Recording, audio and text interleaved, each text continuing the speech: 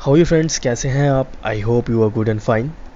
जो आज का वीडियो टॉपिक है वो है लॉ ऑफ सी के अंदर हम जानेंगे यूएन क्लोज क्या है, United Nation convention of law of sea क्या है। पिछली वीडियोस में हमने कवर किया था लॉ ऑफ सी के अंदर टेरिटोरियल वाटर क्या होता है, एक्सक्लूसिव इकोनॉमिक जोन क्या होता है, हाई सी क्या होता है, कॉन्टीजियस जोन, कॉन्टिनेंटल शेल्फ। ये सारी चीज़ें जो थी लॉ ऑफ सी से जुड़ी हुई हमने पिछली वीडियो में डिस्कस करी थी और डीपली मैंने आपको इन सभी टर्म्स का वर्ड मीनिंग जो है समझाया था। अगर आपको ये सारी टर्म्स का मीनिंग नहीं पता तो आप उसको देख सकते हो, ऊपर आई बटन में लिंक मेंशन कर दूंगा, या फिर आप प्लेलिस्ट में चले जाइएगा इंटरनेशनल लॉ की, वहाँ पे आपको वो वीडियो मिल जाएगी। अगर आप हमारे चैनल पे नए हैं, हमारे चैनल को सब्सक्राइब ज़रूर करें ताकि जब भी मैं कोई वीडियो लेकर आऊँ आपके पास उसकी नोटिफिकेशन आ जाए और आप उसको देख सको। चलिए स्टार्ट करते हैं आज की वीडियो बिना किसी देरी से।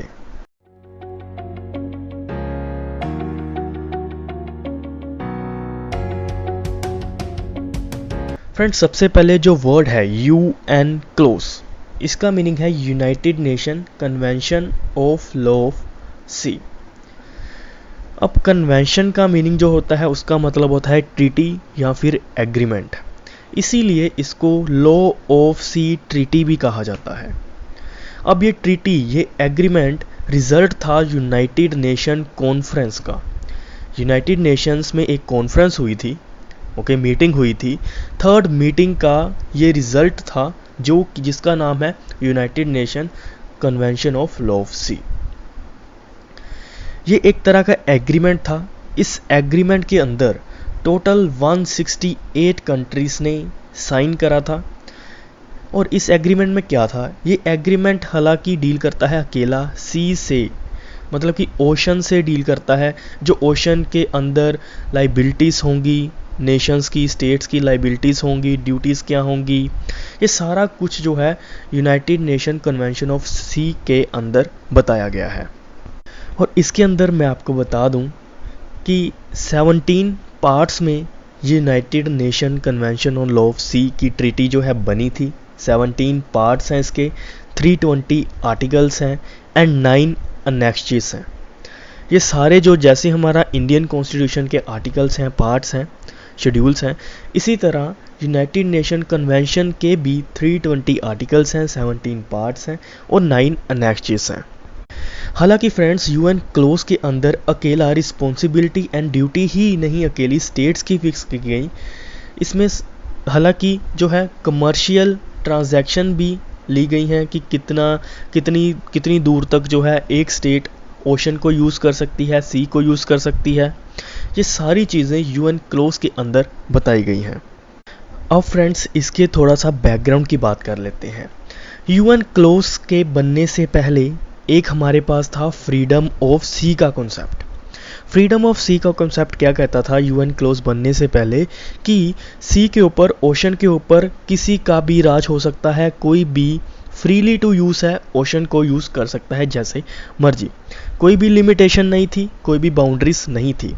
अगर हम किसी चीज़ को एक्सेस राइट दे दें तो वो चीज़ हमेशा गलत यूज़ होने लग जाती है।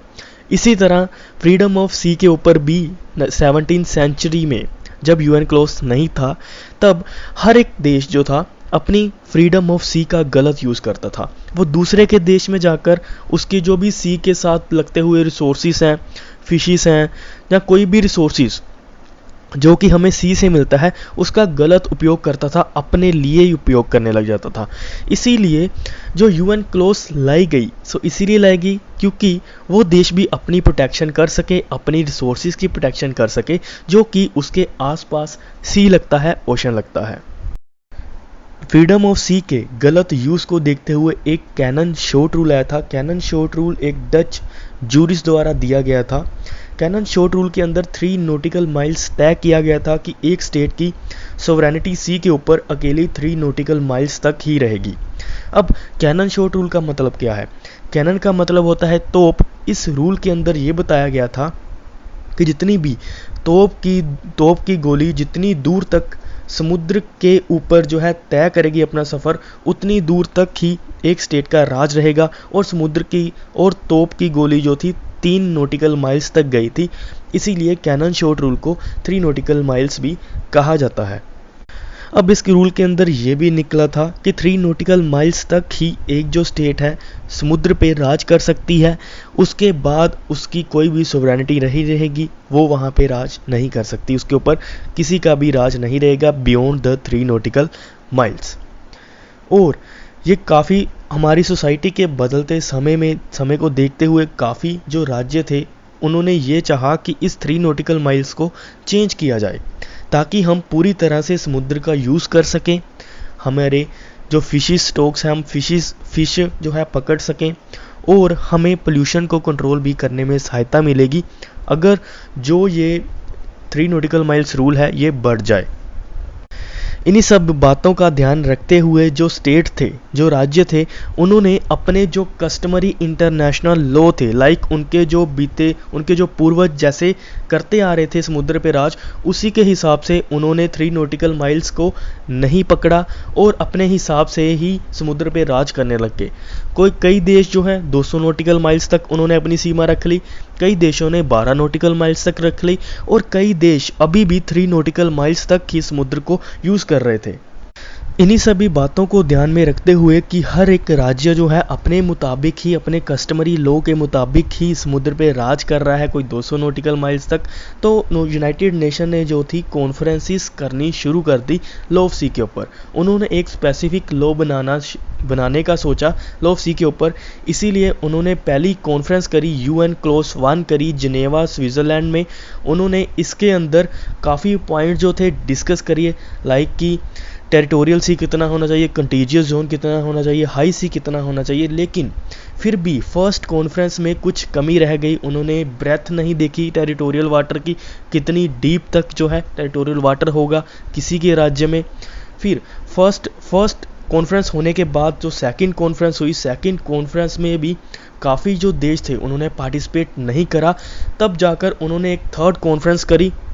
थर्ड कॉन्फ्रेंस जो थी वो स्टार्ट हुई थी 1973 में, और ये 9-10 साल चली, लाइक 1982 तक ये कॉन्फ्रेंस चली, और काफ़ी देशों ने इसके अंदर पार्टिसिपेट किया, अपने व्यूज़ दिए, और इसी कॉन्फ्रेंस के अंदर जो थी UN क्लोज हमारे पास आया, United Nation convention of law of sea. Like एक ट्रीटी बनी, एक एग्रीमेंट बना, जिसके अंदर सभी देशों ने ये माना कि जो टेरिटोरियल वाटर कितना होगा, कंटीजियस जोन कितना होगा, एक्सक्लूसिव इकोनॉमिक जोन कितना होगा।